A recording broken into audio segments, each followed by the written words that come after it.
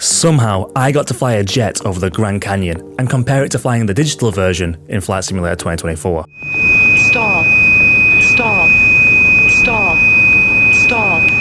Stall. Last week, GAMINGbible was invited by Xbox to Arizona to go hands-on with Flight Simulator 2024, and along with visiting the Grand Canyon in the game, myself and a host of journalists and influencers were invited to go out and experience it in a Hummer tour, and for a lucky few, experience flying over it in a jet. And you know what? We even got to control the jet to see how it compares to the game.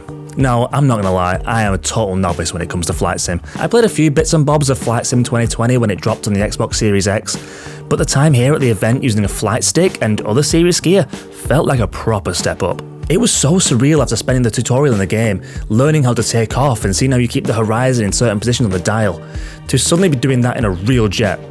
What? And not just any jet, a G2 Vision Jet, which I now know what it is. We took turns experiencing different aspects of flying. Call of Duty influencer Mr. Ruffle Waffles, or Milo, got to experience takeoff, Mike from Inside Xbox got to land, and Arn from Journal to Geek did some turns in the air. Meanwhile, I was tasked with just going full throttle into a climb. Seeing that same graphic, or kind of similar, of the horizon in the jet cockpit that I saw in the game was super strange for someone like me, whose only experience of flying is sitting in cramped economy seats. So to be in control of that dial literally several thousand feet over the Grand Canyon was not only terrifying, but offered a real sense of insight into the detail that goes into these games. Joke's on me though, after climbing enough at max speed, the pilot asked me to pull the throttle back to 0, bringing us to just 80 knots in the sky. I'll let him explain why that's impressive. But what's unheard of is that jets normally come in to land about 110, 100 knots is a slow one. We're at 80 knots is our final approach speed.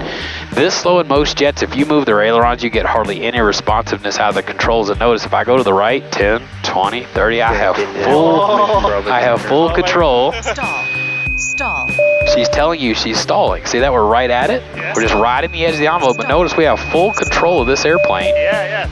So we built a wing with a high twist on the wing so that you keep laminar flow over those ailerons even when you get slow. How forgiving. If you get slow, it won't actually stall. The thing won't drop, it won't do anything. It just kind of sits here and lets you fly the airplane around.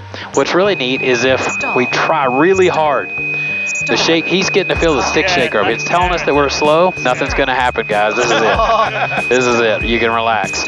But if I don't recover within 10 seconds, watch what happens. The autopilot just recovered on its own. You can let go. The autopilot's doing this. And what'll happen is in about 15 seconds, it's gonna engage auto land to take us home because it thinks something's wrong with you as a pilot. I'm gonna take over because I think you're just fine. I think we're gonna be all right here. And I don't want to declare an emergency, right? Needless to say that when the jet started yelling stall, stall, stall over and over, I was terrified, and as the pilot threw the jet side to side with far too much glee on his face, everyone on board truly came to peace with their gods. The experience was incredible, something I'll never ever forget, but being up in the front of a real jet, albeit one of the most technologically advanced and safe out there, really hammered home the intricacies that a game like Flight Sim has to process. The team behind Flight Simulator 2024 call their version of the world a digital twin of planet Earth. Here's Jörg Newman, head of Microsoft Flight Simulator, explaining what that means. But the digital twin is almost like the metaverse. It's a thing that gets used a lot.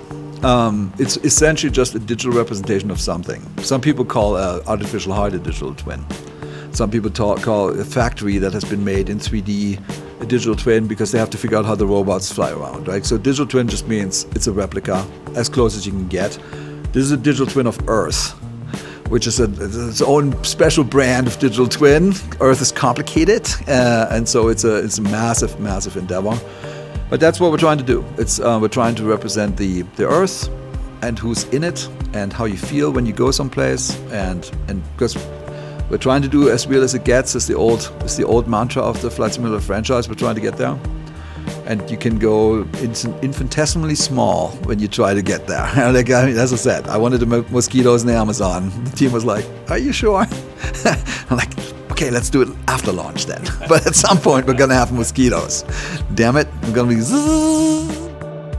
It's also incredibly impressive, and I'm really looking forward to playing more when the game releases, although I fully expect I'll just end up spending countless hours flying poorly around the Grand Canyon, trying to relive the thrill of nearly shitting myself in a jet that I just stalled.